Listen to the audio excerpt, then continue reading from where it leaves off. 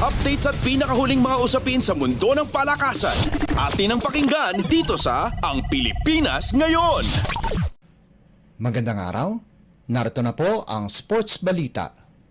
Kinuha ng Phoenix ang kanilang ika-6 na sunod-sunod na panalo laban sa Northport 113-104 sa pagpapatuloy ng 2023 PBA Commissioner's Cup na ginanap sa Smart Araneta Coliseum.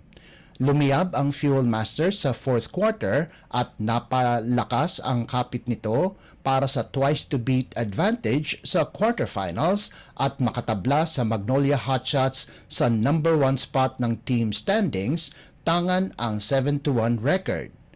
Halimaw si import Jonathan Williams na muntik nang makapagtala ng triple-double sa nagawa nitong 38 puntos, 19 na rebounds at 9 na assist, kasama pa ang 3 steals at 2 tapal para pamunuan ang Phoenix. Nakakuha naman ng tulong si Williams kina Ken Tuffin at Tyler Teo na nakapag-ambag ng 15 at 14 na puntos ayon sa pagkakasunod, habang nakapagbigay din ng 10 markers si Larry Muyang. Nasayang naman ang 27 puntos, 15 rebounds, 5 assists, 2 steals at 2 blocks ni Northport import Venky Joyce.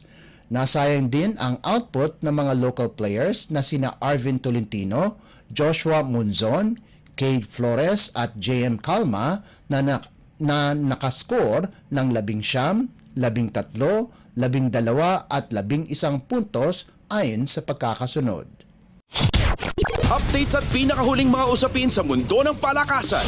Atin ang pakinggan dito sa Ang Pilipinas Ngayon. Hindi maawat si Carl Eldrew Yulo at nakumpleto niya ang sweep sa lahat ng individual event ng Men's Artistic Gymnastics Competition ng 2023 Batang Pinoy na ginanap sa Gap Gym sa Intramuros, Manila.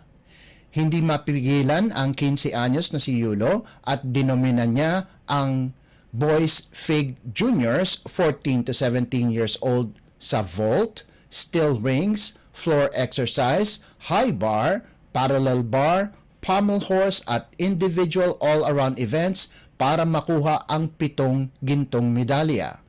Posible pang maging 8 ang gintong medalya ng kapatid ni World Champion Kaloy Yulo dahil inaabangan pa ang resulta ng team event.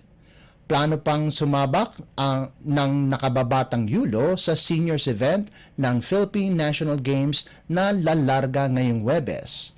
Samantala, nakakuha naman ng 4 na gintong medalya si Maria Celina Angela Gonzalez ng San Juan City sa Women's Artistic Gymnastics High Performance 1. Ang 4 na ginto ay nagmula sa mga events ng uneven bars, balance beam, floor exercise at individual all-around. Updates at pinakahuling mga usapin sa mundo ng palakasan. Atin ang pakinggan dito sa Ang Pilipinas Ngayon. Balitang Batang Pinoy pa rin, nakobra ni World Championships veteran Micaela Jasmine Mojde ang kanyang ika-4 na gintong medalya sa swimming competition na ginanap sa Rizal Memorial Sports Complex sa Maynila. Iniwan ng 17 anyos na si Mojde ang kanyang mga kalaban sa girls 400-meter individual medley matapos magtala ng 5 minuto at 12.63 segundo. Kinobra naman ang silver ni Maria Francesca Barreto habang nakuha ni Lia Amogis ang bronze medal. Una nang nakuha ng Brent International School standout na si Mojde ang mga ginto sa 50-meter butterfly, 200-meter individual medley at 4x50-meter medley relay.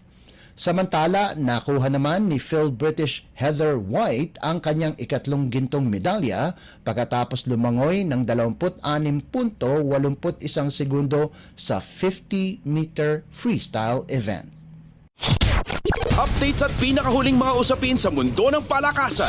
Atin ang pakinggan dito sa Ang Pilipinas Ngayon. At yan ang pinakahuling balita sa larangan ng palakasan. Para sa Radyo Pilipinas World Service, ito po si Leo Magpayo. Magandang araw. Updates at pinakahuling mga usapin sa mundo ng palakasan. Atin ang pakinggan dito sa Ang Pilipinas Ngayon.